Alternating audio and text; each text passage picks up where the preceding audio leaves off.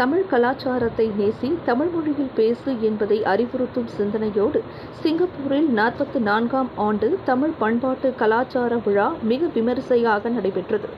Singapore Madhavi இலக்கிய மன்றம் ஏற்பாட்டில் அதன் தலைவர் தமிழ் நெஞ்சர் டாக்டர் ஏன்னார் கோவிந்தன் தலைமையில் நடைபெற்ற இவ்விழாவில் தமிழறிஞர்கள், இலக்கிய ஆர்வலர்கள் பலரும் கலந்து சிறப்பித்தனர்.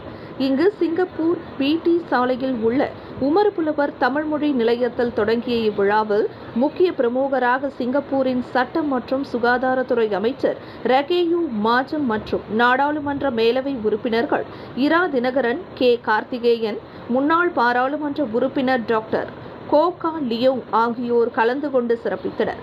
விழாவில் இலக்கியவாணி முனைவர் சரோஜினி செல்லகிருஷ்ணன் சிறப்புரையுடன் தொடங்க, சிறப்பு பட்டிமன்ற நடுவர் முனைவர் மன்னை ராஜகோபாலன் மற்றும் குழுவினர்கள், MES நிறுவனங்களின் தலைமை நிர்வாகி அப்துல் ஜலீல் ஆகியோர் தமிழ் வாழ்த்து பாடலும் இடம்பெற்றன.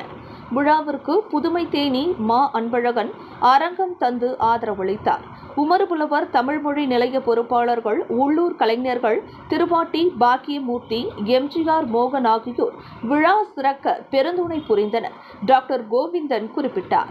மேலும் விழா சிறக்க பணியாற்றிய மாதவி இலக்கிய மன்ற நிர்வாகிகளான துணைத் தலைவர் சித்ரா மெய்யப்பன், செயலாளர் சுகந்தி, அபிராமி சண்முகம், டி ஜர்தீஸ், அழகுராஜன், தமிழ்முரசு ராமசாமி, நாவி சத்யமூர்த்தி, புகைப்பட கலைஞர் தியாக ரமேஷ் ஆகியோருக்கும் நன்றி கூறினார்.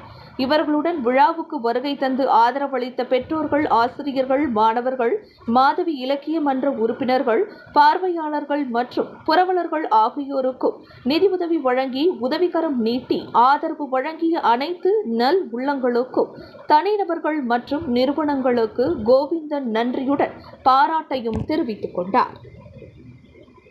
விலையில் மேலும் செய்திகளை தெரிந்து கொள்ள கீழே இருக்கும் பெல் பட்டனை அழுத்துங்கள். உங்கள் ஆதரவை வெளிப்படுத்த லைக் மற்றும் ஷேர் செய்யுங்கள்.